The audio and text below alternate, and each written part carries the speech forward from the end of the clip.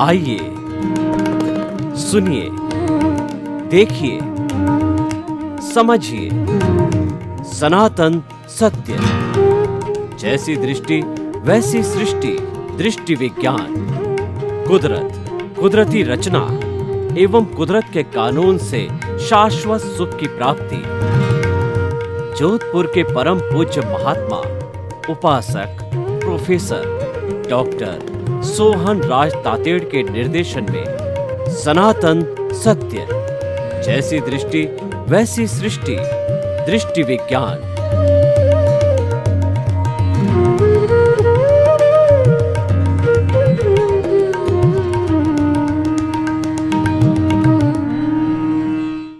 भाई और बहनों, मातृशक्ति को नमन। आज का हमारा बहुत सुंदर विषय है, परदोष दर्शन से बचें। जीवन में हमेशा परदोष दर्शन से बचें। देखिए, स्वदोष दर्शन और परदोष दर्शन, ये दोनों व्यू पॉइंट हैं। स्वदोष दर्शन का मतलब खुद के दोष देखना, और परदोष दर्शन का मतलब दूसरे के दोष देखना। इस पे मैं आपको एक दोहा बताना चाहता हूँ कि कबीरदास जी ने एक बार सोचा कि मैं दुनिया में बुरे लोगों की लिस्ट बनाऊं। तो उन्होंने पेपर पेन लिया और सुबह से वो शहर में निकल पड़े, एक एक से पता करने लगे और शाम तक वापस घर पे लौट आए तो उनको एक भी बुरा व्यक्ति नहीं मिला। तो उन्होंने कहा कि बुरा जो देखन में चला, बुरा न मिलिया कोई, जो दिल खोजा आपना और मुझसे बुरा न कोई। देखिए, हम किसी की तरफ अंगुली करते हैं, उसके दोष दर्शन करते हैं, उसको दोषी बताते हैं, तो पीछे की 3 अंगुलियां और चौथा अंगूठा, ये चारों मिलके हमको वापस रिप्लाई देते हैं कि तुम्हारे भीतर तुम दूसरे के दोष जो देख रहे हो, अंगुली निर्देश कर रहे हो, तुम्हारे भीतर तो 4 गुना दोष भरे हुए हैं। तो वास्तव में बात सही है। और यूं देखा जाए कि दूसरे के दोष देखने से हमको क्या फायदा है? खुद के दोष देखने से तो हमारा जो कार्बन शरीर, लिंग शरीर, कॉजल बॉडी, अज्ञान को हम दोष कहते हैं। अज्ञान कैसे खड़ा होता है कि हम जब दोष इकट्ठे करते हैं, कॉजेज डालते हैं, और बंच ऑफ द कॉजेज होता है, उससे कॉजल बॉडी बनती है, वो सारे दोष है। इन दोषों को देखना चालू करते हैं तो क्या होता है, इस कॉजल बॉडी पर जुड़े हुए सारे कर्म है, उसकी निर्जरा होने लग जाती है, डिसोसिएशन होता है। इसीलिए कहा गया है कि dissociation of the karma from the causal body और from the soul is called nirjara. वो कर्म जड़ने लगते हैं जब हम खुद के, देखिए, ये एक कुदरत का कानून है, ये सनातन सत्य है कि जब आप स्वयं के दोष देखने लगते हो तो आपके भीतर जितने भी कर्म हैं वो जड़ने लगते हैं, और आप दूसरे के दोष निकालते हो, देखते हो, बोलते हो, कहते हो, तो आपके और राग द्वेष के परमाणु हैं उस कॉजल बॉडी के साथ में जुड़ते हैं।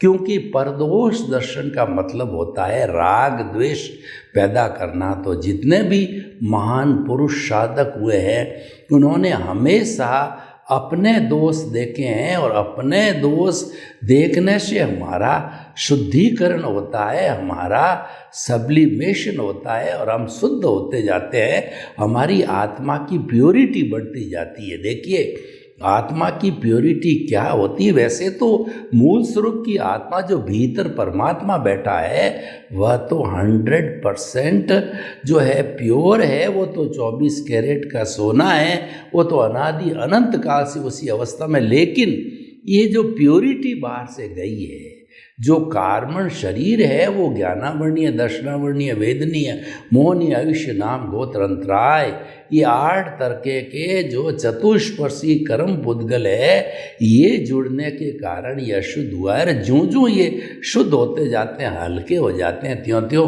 प्योरिटी बढ़ती जाती है। तो हम ये कहना चाहते हैं कि स्वदोष दर्शन से हमारी प्योरिटी बढ़ती है, और ज्यों ज्यों प्योरिटी बढ़ती है त्यों त्यों हमारी आत्मा का विकास होता है, मोक्ष के नज़दीक जाते हैं, हमको शाश्वत सुख की नींव लग जाती है। हमारा सनातन सत्य जो इसी बात पर आधारित है कि कुदरत कुदरती रचना, कुदरत के कानून पर आधारित है, और कुदरत का कानून यही कहता है कि स्वदोष दर्शन करो। निर्दोष दर्शन से जगत निर्दोष। अगर आप खुद के दोष देखोगे तो दुनिया आपको निर्दोष नजर आएगी। और सही मायने में अगर हम सनातन सत्य और कुदरत के कानून की बात करें तो ये पूरी सृष्टि जो है ये वीतराग है, इसका कोई दोष नहीं है, कोई व्यक्ति दोषी नहीं है। दोष मेरे भीतर जो है भरा पड़ा। दोष क्यों नहीं है? कि उसका मेरे से कोई संबंध ही नहीं है। आप देखिए, आपके संपर्क में कौन आएगा?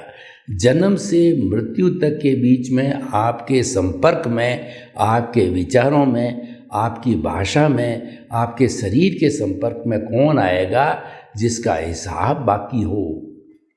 आप उदाहरण के तौर पे देखिए, आपके कोई व्यक्ति 10,000 रुपये मांगने वाला है तो वह क्या है, घर आके घंटी बजाएगा या दुकान आके घंटी बजाएगा कि सेठ साहब मेरे पैसे दे दीजिए। आप कहते हो 5 दिन बाद आना, 5 दिन फिर वो घंटी बजाएगा। जैसे जैसे हम रिप्लाई देंगे वह तब तक आता रहेगा जब तक कि पैसा चुकता नहीं हो सकता। 7.8 अरब की जनसंख्या जो है वो संपर्क में कौन आती, जिसके साथ हमारा हिसाब है, जिसके साथ हमने कोई भी दोष सेवन किया है, अच्छा किया या बुरा किया है, वही व्यक्ति हमारे संपर्क में आएगा। और वो लाती कौन है संपर्क में? वह कुदरत लाती है, क्योंकि कुदरत की रचना और कुदरत का कानून संजोग जुटाना है, और कुदरत ही सब इस पूरे ब्रह्मांड की क्रिएटर, ऑपरेटर और डिस्ट्रॉयर, और व्यक्तिगत रूप से जो आत्मा का जो कहना चाहिए कंट्रोल करती है वह है व्यवस्थित शक्ति। व्यवस्थित शक्ति कुदरत का एक शक्तिशाली अंग है जिसको साइंटिफिक सर्कमस्टेंशियल एविडेंसेस कहते हैं। उसके आधार पे वह व्यक्ति के संजोग खड़ा करती है। वह नया कोई भी दोष न तो डाल सकती है कुदरत, न ठीक करती है। कुदरत का काम यही है कि जैसा जैसा आपने पिछले जन्म में पेपर दिया, जैसे जैसी प्रतिष्ठा की, जैसी जैसी प्रतिष्ठित आत्मा को बनाया, जैसा जैसा चार्ज किया, जो इस जन्म में वही प्रतिष्ठित आत्मा डिस्चार्ज रूप में है। और डिस्चार्ज का मतलब उदय और प्रारब्ध है, और जो ही उदय प्रारब्ध होता है तो उसके लिए द्रव्य चाहिए। आपका हिसाब जो है वो पूरा कैसे होगा कि जिस व्यक्ति के साथ में आपने कोई बुराई की है, कोई लेन देन किया है, गाली गलौज किया है, पैसे खाए हैं, उसको मारा है, पीटा है, दुख पहुंचाया है, तो कुदरत क्या कहती है कि जो इस जन्म में जो ही आपका जो है उदय प्रारब्ध हुआ, और कुदरत उस व्यक्ति को लाके आपके सामने खड़ा करती है। आपने पिछले जन्म में थप्पड़ मारा तो द्रव्य क्षेत्र काल भाव के उसी क्षेत्र के अंदर द्रव्य के रूप में वो व्यक्ति जो है, पहले मान लीजिए कि वो आपके जो है वो कहना चाहिए दोस्त के रूप में था, आज जो है भाई के रूप में भी आ सकता है, रूप बदल सकता है। तो वो क्षेत्र उसी स्थान पे आएगा जिस स्थान पे आपकी पहले एक्टिविटी हुई थी। और क्षेत्र और काल मतलब उसी जिस समय उदय प्रारब्ध के उदय होगा उसी समय आके खड़ा होगा। और भाव जो है वो पहले डाले थे और द्रव्य कर्म में रुक गया। अब नए भाव देखिए, यहाँ टर्निंग पॉइंट आता है। यहाँ पे अभी हम स्वतंत्र है कि पिछले जन्म में मैंने किसी के थप्पड़ मारी और आकर के व्यक्ति जो है थप्पड़ मार दी, ये तो बैलेंस हो गया, ये तो गिव एंड टेक हो गया, ये तो हिसाब है, क्लियर हो गया। लेकिन अब नई श्रृंखला कैसे खड़ी होती है कि ज्यों ही जो है उसने थप्पड़ मारी और हमने रिएक्शन करना चालू कर दिया कि मेरे को थप्पड़ क्यों मार रहा है, मैंने तो तेरे साथ कभी दुर्व्यवहार नहीं किया, तुम गलत है, उसको गाली गलौज करते, यानी नए कॉज डाल दिए। और आपने हुआ सो न्याय कि भाई मैंने इसके साथ किया था, मेरा ऐसा ही कर्म था जो उदय में आया और मैंने भोग लिया, तो नया कॉज कुछ नहीं पड़ा। और नया कॉज नहीं बढ़ने के कारण जो है हमारा जो हिसाब था वो इस जन्म में ऐसे हिसाब होते होते क्लीन हो जाते हैं, नए कॉज नहीं पड़ते। जब कॉजेज नहीं रहेंगे तो अज्ञानता रूपी हमारा कार्बन शरीर है वह जिंदा नहीं रह सकता, प्रतिष्ठित आत्मा जिंदा नहीं रह सकती, वो समाप्त हो जाएगी, जिसको केवल दर्शन की स्थिति आती है। केवल दर्शन इस जन्म में अगर आपका पुरुषार्थ है, पुरुषार्थ क्या है कि परदोष दर्शन करना बंद कर दिया और आपने जो मन वचन काया से मुक्त, ऐसा मैं शुद्ध आत्मा हूँ, मन वचन काया की प्रवृत्ति हुई, उस पर रिएक्शन नहीं किया, उसके साथ जुड़े नहीं, उसके साथ प्रतिक्रिया नहीं करी, उसके साथ में राग द्वेष नहीं किया, उसके साथ तन्मयाकार नहीं हुए, तो no action means no cause. No cause means no causal body. Causal body कहिए या प्रतिष्ठित आत्मा कहिए, कर्म शरीर कहिए, ये सब पर्यायवाची है। कुल मिला की अज्ञानता है, यानी अज्ञानता का नाश सच्चा नाश है। और जन्म जो होता है वो अज्ञानता की वजह से ही होता है। जो भुगतान चलता है वो अज्ञानता के रहने के कारण ही चलता है। तो मुख्य बिंदु परदोष दर्शन में हम चाहते क्या है? परदोष दर्शन जो है को रोक करके हम अज्ञानता को मिटाना चाहते हैं, और परदोष दर्शन करके दूसरों के दोष निकाल के, दूसरों की निंदा करके, दूसरों के ऊपर जो है हम कहना चाहिए प्रतिक्रिया करके, या दूसरों का जो ओपिनियन या अभिप्राय दे करके हम जो है वो हमारी अज्ञानता को बढ़ाते हैं। बहुत सिंपल मैथमेटिक्स से अध्यात्म विज्ञान बहुत सरल है। अध्यात्म विज्ञान जो है वह उसके अंदर वो मानता है कि क्रिया जो है वो तो भुगतान से जुड़ी हुई है, क्रियाएं ऑटो मोड से जुड़ी हुई है, और क्रियाएं सारी अवस्था है, और अवस्था परिवर्तनशील है, आती है जाती है, अवस्था मात्र विनाशी होती है। तो जो है हमारा दृष्टि बदलनी है कि हमको अवस्था के साथ नहीं जुड़ के अपने स्वरूप के साथ जुड़ना है। और स्वरूप बड़ा सिंपल है कि उसके अंदर कोई क्रिया है ही नहीं, उसमें तो केवल दृष्टि है। तो दृष्टि परिवर्तन ही सच्चा परिवर्तन है। दृष्टि परिवर्तन कब होता है? जबकि हम परदोष दर्शन बंद कर देते हैं। हम जो है दूसरे के कहना चाहिए कि हम तो उसके जो गुण हैं उसके गुणों की भजना करते हैं, या प्रमोद भावना, जो व्यक्ति अच्छा काम करता है उसके प्रति प्रमोद भावना रखते हैं, तो उसमें कोई कॉजेज नहीं पड़ते हैं। तो इस तरीके से हम आपको ये कहना चाहते हैं कि जीवन में कभी भी परदोष दर्शन नहीं करना है, स्वदोष दर्शन करना है। परदोष दर्शन से नुकसान ही नुकसान है। तो हम आपको कहना चाहते हैं कि क्या फ़ायदे का काम करना चाहिए, नुकसान का काम करना चाहिए। किसी भी व्यापारी से पूछो तो वो कहेंगे साहब नुकसान का काम क्यों करें, उससे तो अच्छा है कि कोई कार्य करे ही नहीं। तो वो बात अच्छी है, नुकसान का काम नहीं करना है। ये जो भुगतान चलता है ये सारा ऑटो मोड से चलता है। इसीलिए कहा गया कि दृष्टि विज्ञान क्या है?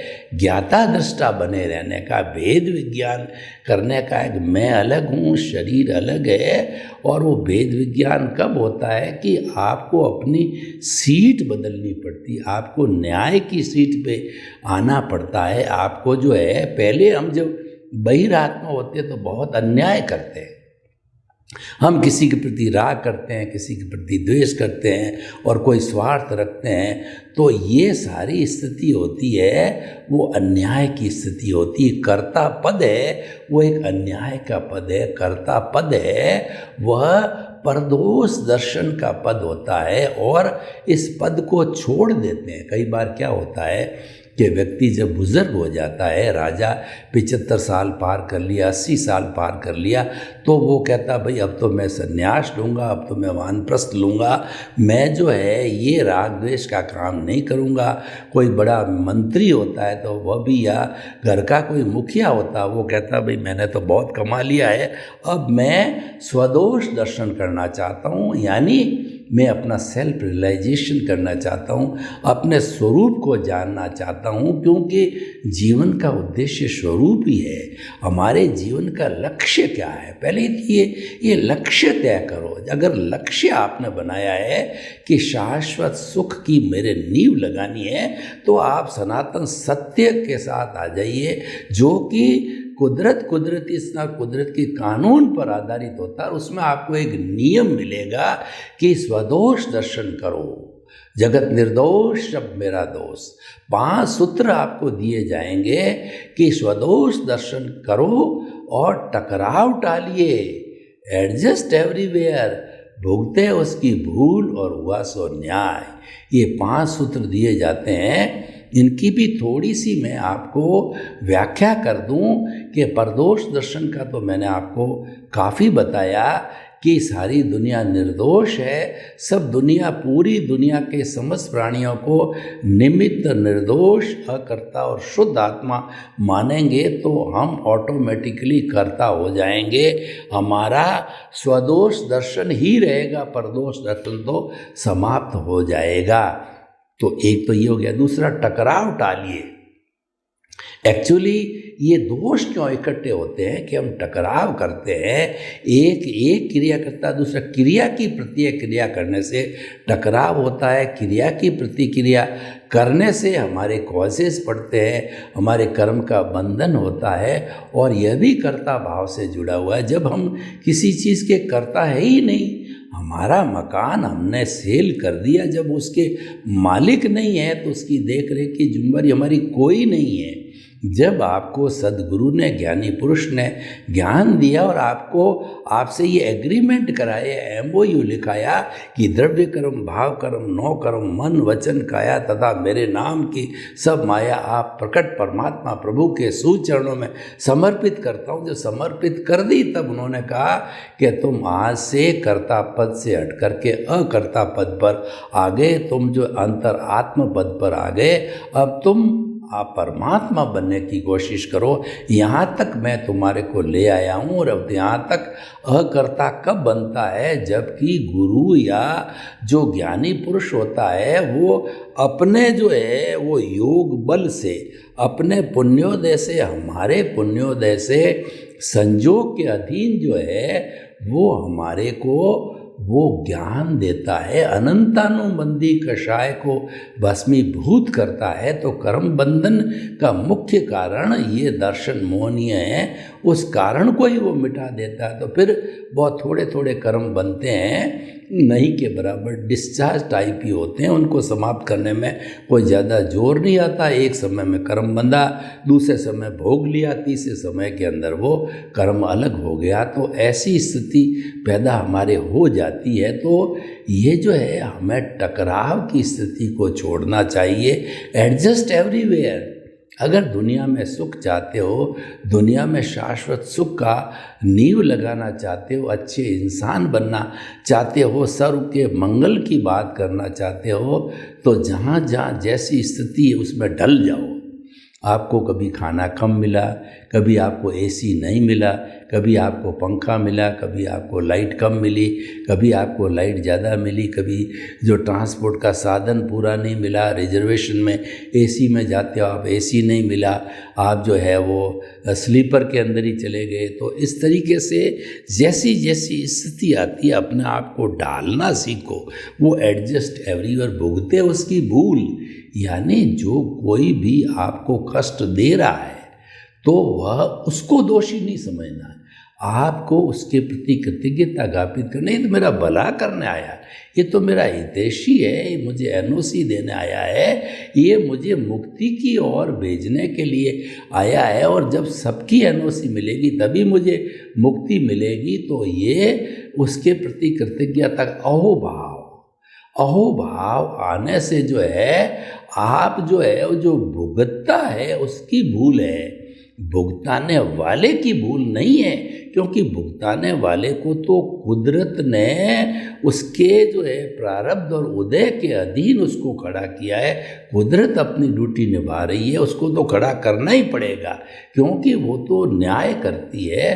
तो इसीलिए उसको अपना हितैषी मानो। तो आपके क्या होगा, कॉजेज नए नहीं पड़ेंगे और पुराने कॉजेज है बर्फ़ की शिला की तरह पिघल करके डिस्चार्ज होते रहेंगे और आप शुद्ध होते रहोगे। तो और पांचवा सूत्र जो हम आपको इससे जुड़ा हुआ देते हैं, हुआ सो न्याय की प्रकृति है, कुदरत है, कभी भी अन्याय नहीं करती है। जो हमारे वर्तमान के जितने भी कोर्ट्स है, चाहे मुंसिफ है, CJM है, सेशन है, हाई कोर्ट है, सुप्रीम कोर्ट है, ये लोग साक्ष्य के आधार पर, वकीलों के आधार पर, डॉक्यूमेंट्स के आधार पर, सबको सुनकर, एविडेंसेस के आधार पे सुन के जो है मैन मेड हमको न्याय दिया जाता है, जज न्याय देता है। तो मैन मेड में तो गलती हो सकती है, लेकिन कुदरत तो सबकी मालिक है, उसकी कोई गलती नहीं होती, वो तो सुप्रीम होती है। तो जो भी वो न्याय करती है वो हुआ सो न्याय गिनना चाहिए कि ये एकदम सही परफेक्ट हुआ है। मैंने पूर्व जन्म में कुछ न कुछ दोष किया है, जब मुझे ये पनिशमेंट मिला या अवार्ड मिला है, जो भी मिला है उसको धन्यवाद देना चाहिए कुदरत को। कुदरत को समर्पण सच्चा समर्पण है। तो ये 5 जो हमारे व्यवहार के सूत्र है और दर्शन के 5 सूत्र जो 5 आज्ञा है, उनका भी हमें पालन करना चाहिए। उससे क्या होगा, हम स्वदोष दर्शन के अंदर जुड़ जाएंगे, परदोष दर्शन करना बंद हो जाएगा। वो 5 आज्ञा भी मैं थोड़ी संक्षेप में बताना चाहता हूँ। 5 आज्ञा एक सुरक्षा कवच है जो अक्रम विज्ञान में दादा भगवान ने दी थी, और ये सम्यक दर्शन, सम्यक ज्ञान, सम्यक चारित्र, सम्यक तप का पूरा कैप्सूल है।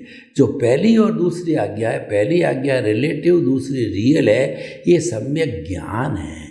ये सम्यक ज्ञान कैसे है, कोई भी व्यक्ति हमारे सामने देहधारी खड़ा होता है तो हमें उसको जो है देहधारी, नामधारी, पैकिंग रूप में जानना है। और मान लो किसी पत्नी का वो पति है तो वो मेरा पति है और वो बड़ा अफसर है, इस रूप में रिलेटिव व्यू पॉइंट से जाना। लेकिन पति पत्नी का संबंध छोड़ करके उसको एक दूसरे के भीतर विराजमान शुद्ध आत्मा भगवान को निर्दोष दृष्टि से दर्शन कर सबको नमन करता हूँ। 84 लाख जीवा योनि के प्राणी सभी निर्दोष है, पूरी सृष्टि निर्दोष है। जगत के बारे में जानकारी करना सम्यक दर्शन है। और तीसरा जो है, चौथा जो सूत्र है, फाइलों का संभावपूर्ण निपटारा करना सम्यक चारित्र है। हमारे सामने कोई भी परिस्थिति आती है, किसी व्यक्ति ने गाली दिया, गलौज किया, मारा पीटा, यानी कर्म का उदय हो रहा है, प्रारब्ध हो रहा है, तो उसके अंदर कोई न कोई निमित्त आता है, वही जो है वो कुदरत लाके खड़ा करती है। तो जो है उसका संभाव वो फाइल है। जो व्यक्ति हमारे साथ में अच्छा या बुरा, अच्छा व्यवहार करता है तो कोई बात ही नहीं, बुरा व्यवहार करता है तो उसको फाइल समझ करके संभावपूर्वक सहन करो। और आप उस वक्त में अपने ज्ञान को जागृत करो कि दुनिया के अंदर ऐसी कोई ताकत नहीं है जो कि मेरे कर्मों के विरुद्ध किसी को खड़ा कर सकते। मेरा उपादान है ही नहीं, तो कुदरत कभी भी ला करे किसी व्यक्ति को जो निमित्त के रूप में खड़ा नहीं है, निमित्त के रूप में आया है तो ज़रूर मेरा कोई हिसाब क्लियर करने आया है, उसको संभाव पूर्वक, उसको समझ पूर्वक है, उसको स्वीकार करो। उसके साथ कोई रिएक्शन, प्रतिक्रिया वगैरह जो है, टकराव वगैरह नहीं करना है।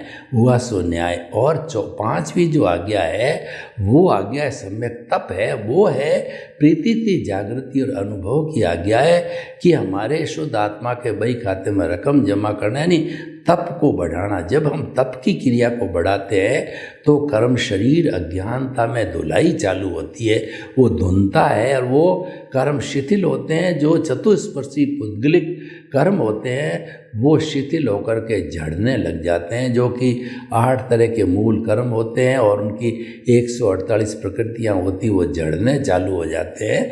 वो कैसे होते हैं? जब प्रीति 100% हमारे अनुभव में आ जाता है, वो ज्ञानी पुरुष या सत्पुरुष के साथ में जब हमारी सीड चेंज होती, जब को हम ज्ञान मिलता है, तब जो है हमको हमारी ये समझ में आ जाता है कि जो है तब के अंदर की प्रीति थी 100%, मैं तो मन वचन का ऐसे मुक्त, ऐसा शुद्ध आत्मा हूँ। ये तो मेरा भुगतान है जो चल रहा है, और इस भुगतान से ऊपर उठना मतलब इससे मुक्त जो है मेरा स्वरूप शुद्ध आत्मा क्या है, उसके अंदर लग जाओ। यानी अज्ञान से ज्ञान की प्राप्ति हुई, ज्ञान से विज्ञान का अर्थ हो गया, अब तुम आत्मा बन गए हो, अंतरात्मा। अब धीरे धीरे ज्ञान दर्शन का डेवलपमेंट करके और शुद्ध आत्मा पद यानी कि परमात्मा बन जाओ, यह प्रक्रिया आपकी चालू हो जाना चाहिए। इसको हम दृष्टि विज्ञान कहते हैं, इसको हम रियल पुरुषार्थ कहते हैं। और ये जिस जंक्शन पॉइंट पे हम खड़े हैं वह भेद विज्ञान हो ज्ञाता दृष्टा का है। यानी जो है हमारी दृष्टि ऊर्ध्वमुखी हो जाती है। जो नीचे हम अज्ञानता का जीवन जी रहे थे, कर्तापन मालिकीपन का जीवन जी रहे थे, वहाँ पर नो ऑनरशिप नो डूअरशिप पैदा हो गई, तो नो ब्लेम नो क्लेम हुआ, और हम धीरे धीरे ज्ञान दर्शन का डेवलपमेंट करते जाते हैं। और जब ये डेवलपमेंट बढ़ता जाता तो हमारी शुद्धता बढ़ती जाती। तो हम ये कहना चाहते हैं कि निर्दोष जो है दर्शन से बहुत फायदे हैं, पर दोष दर्शन को रोकना। सर्वे भवन्तु सुखिनः, सर्वे सन्तु निरामया। लोक के सब जीवों को सुख मिले, शांति मिले, आनंद मिले, प्रेम मिले, और सब अपने निर्दोष दर्शन करके हम शाश्वत सुख को प्राप्त करें। आपके प्रति मंगल भाव।